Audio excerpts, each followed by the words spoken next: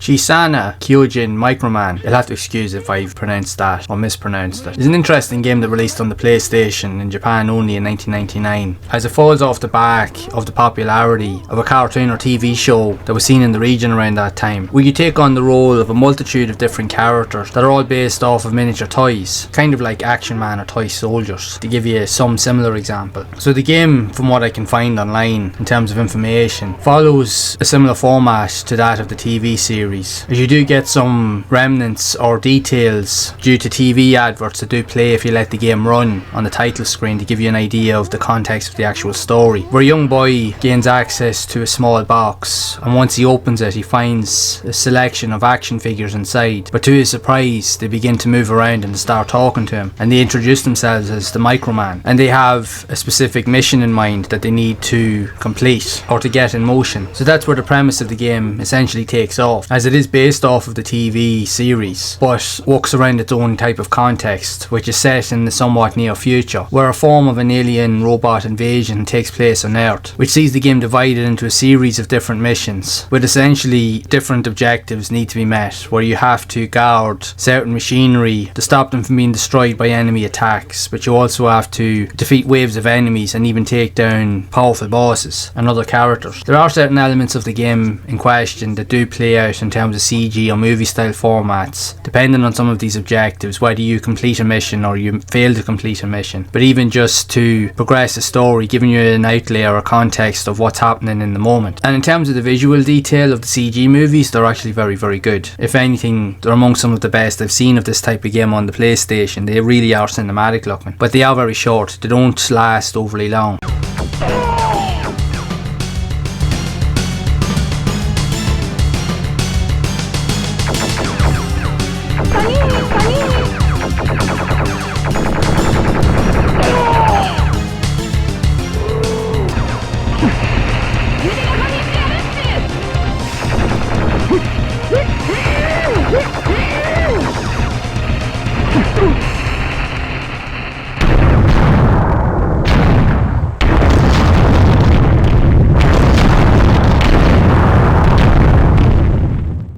While it is a cool idea, it does look very quirky and yet obscure, even very different. But obviously that's the idea with it being a Japanese game. They're into all of these unique quirks and styles, and that's what makes them truly interesting for us over here in different regions and other countries. As yes, it won't be for everybody, but there are people that will love all of these characteristics with these games. And what's cool about the PlayStation, with games like this here, there are so many unique and interesting hidden gems and games that we simply do know nothing about. Like even when you do go looking for information, which I have tried to do with this game, and yes, there are websites and there's a load of different areas that give you a certain context of the game, but very few give you a full outline as to the overall story. So you're kind of having to find pieces or snippets of information either from other YouTube videos or from other types of smaller articles that you can find, and you're trying to put all of the pieces of the puzzle together, which is essentially what I'm trying to do myself. But the only way to really know how the game fares out or to have any idea of really what's going on is to literally play the game. Now, in saying that, because it is very action focused, and in a lot of ways while it is good,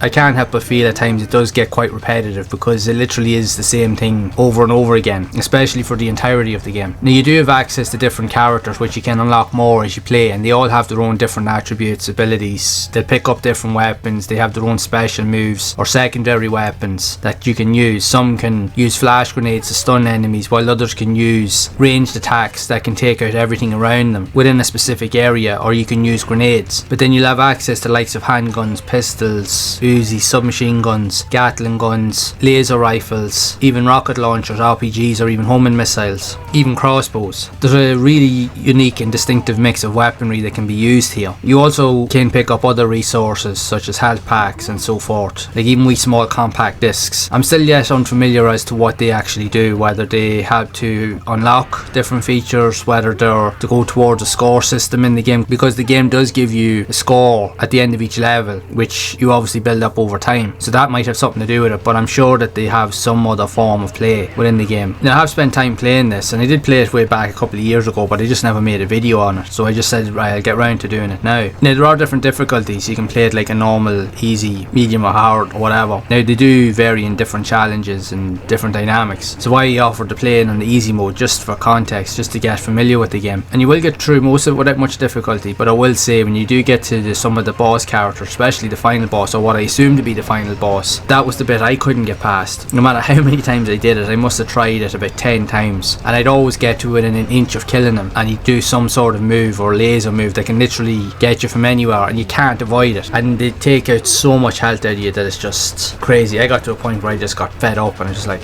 play it again some other time. So what you see here is literally what you get. Now I know there are other playthroughs of other guys that have played it on YouTube, and they seem to have finished the game, and the way I see a fair play to them, they'd have more patience than I've had. I suppose the older I get, I will give these games the benefit of the doubt, don't get me wrong, but I find when a game becomes too difficult, or when I find it to be too frustrating, I just kind of walk away from it. I'm just like, nah, I'm good. But that's not to say that it's a bad game. I genuinely don't think that it is. Yes, I did find it to be a little bit on the repetitive side, but it is very cool. But the one thing I do like majorly in this game is I love the use of the pre-rendered backgrounds, because I'm all for that. That's my favourite style of game, especially on the original PlayStation. Like, you look at games like Resident Evil, City of the Lost Children, Dino Crisis 1 and 2, the Final Fantasy games. Like, there's no shortage of games that use stunningly pre-rendered backgrounds in all glorious detail. In fairness, there isn't. And this one here really is no different. Yes, you are limited in terms of how far you can go in each stage, because in most scenarios you are only confined to a small area or a single room within the confines of the industrial building that you're in, and it's at that point that you have to defeat all of the incoming waves of enemies and possibly defeat a boss character, then to move on to the next section, which you'll have some other objectives to complete.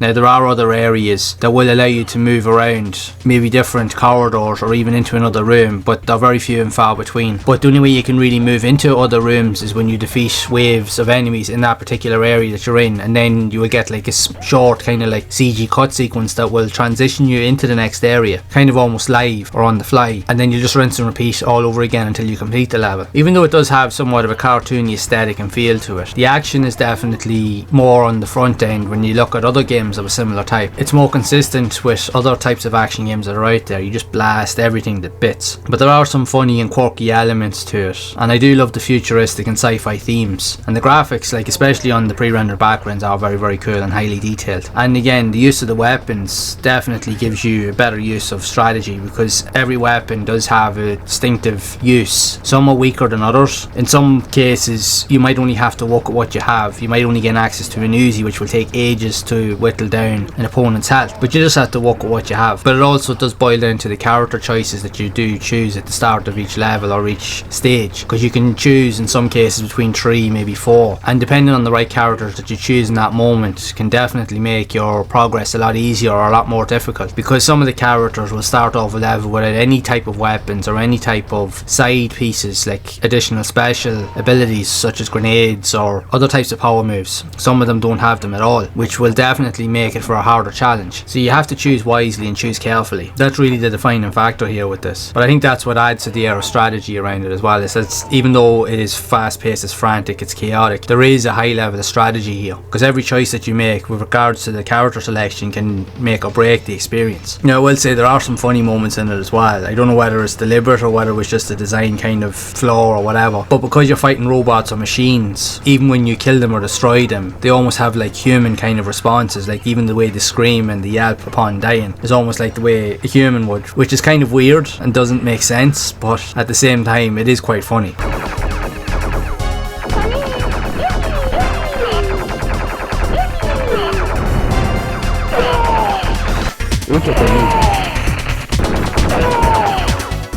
But I suppose with the type of game that it is, it doesn't really try to take itself all that seriously either, and I think that's why it works. What's also an interesting fact about this is that yes, the game does have a lot of challenges and there are quite a few levels to play it, but you're not just confined to playing in one player mode. You can play co-op with some of your mates, which does add to the appeal. It can definitely make it a lot more enjoyable if that's the case. So if you have two of your mates together and just go all out guns blazing and just blow the crap out of everything, then yeah, you'll have a blast with it, and I definitely found that to be the case. I have to say now, it's an interesting game, not the best game of this type out there, I will admit, because like I said, there are a lot of heavy restrictions and there are parts of the game that might feel a bit underwhelming or maybe a bit repetitive in many ways, even a bit frustrating as well. But it does have a lot of really cool ideas, and with the game also being from Japan, there's no shortage of quirkiness in these games. There's always something different about them or unique that you just simply won't get anywhere else, and that's what I love about the PlayStation, especially these more rarer games that we're yet still discovering even to this day. Like, I'm discovering more, you guys are getting to see it firsthand. I'm sure there's other games out there that you've played that I still have yet to play, and vice versa. There are so many interesting and rare and unique games on this console, and even with its successor with the PlayStation 2, that we still don't know about, which is very, very cool. So I am definitely aiming to try and cover as many of them as I possibly can over the months or even years ahead. As long as I'm around, I'm going to try and cover as many of them as I can. But I just love the console. It is my favourite of all time. For me, it just broke the mark. While I grew up, like say, with Sega consoles, with the Master System, Mega Drive, Super Nintendo, don't get me wrong, I still love those consoles and I still play them a lot, and I've even covered a lot of that content even on other channels that I've started over the last while. So I'll leave links to those channels in the description if you want to check them out also. But I just always find myself always going back to the PlayStation, and there's a reason for that, because it still has a way of surprising you. It still has unique presence and lore and aura about it that very few consoles have ever managed to do, because you'll always find something interesting to look out for or to find. Some of the games that you wouldn't even think are good end up being some of the best games you could ever possibly play, or you'll find different mechanics or quirks in a particular game that you simply will not find anywhere else. And that's what I love about these earlier systems, is that they truly were experimental, and you just don't see that in the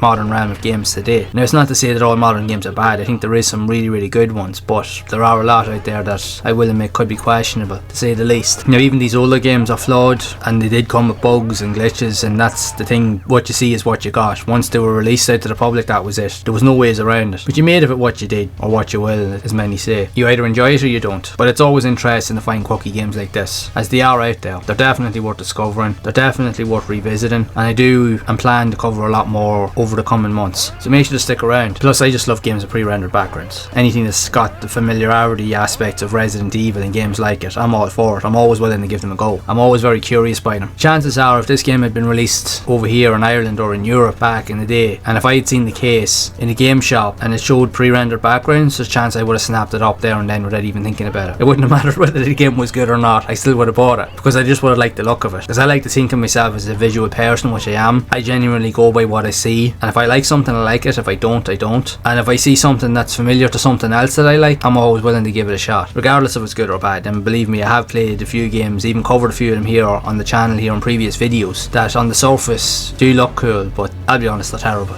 They really are. But I just like the style of them. Again, they may not be the best games, but there's always something about them that I like. I always am able to find a way to find something or to figure out something that I like about them. A lot of other people wouldn't. I know people would be like, what's wrong with you? But I don't really care, because, you know, each to their own. Everyone's opinions are different. At the end of the day, what harm am I doing? I'm not denying anybody. I'm just a guy here just sharing his love for video games and just sharing stories and just bringing you on this journey, and I'm going to continue to do that for as long as I can. But aside from that, while I've covered a lot more of these games previously on the channel with pre-rendered backgrounds and all these fixed cameras and all that, which they are very, very cool, and they definitely need more love and attention, because this quite possibly could be the best era for these type of games in existence, and I do think it deserves a lot more attention. Now, we are starting to see a lot more of that come back in the more modern era of things, which I think is great, and it's about bloody time. But it's still cool to go back and revisit a lot of these older games. But if you'd like to see even more that I have covered previously on the channel, you can check out this next video. And as always, keep those gaming memories alive.